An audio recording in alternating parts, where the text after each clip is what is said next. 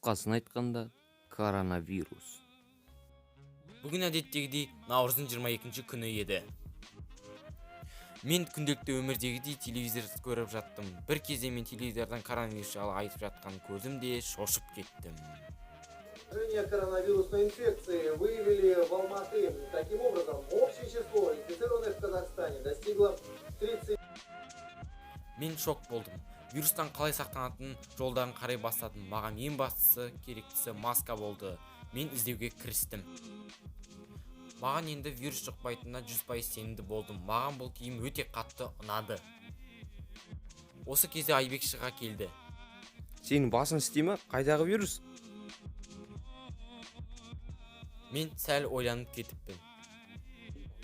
Әй балам, бұрынғы кезде вирусты қалай кетіргенін білесің бе? Бұрынғы кезде деген біз арақ ішіп кетіргенбіз. Соны есіне сақтап ал балам. 5 минуттан кейін.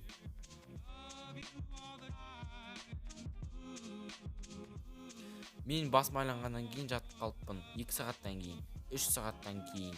Сосын Айбекке барып келуді шештім. Мен Айбектің бір нәрсе көріп отырғанын көрдім.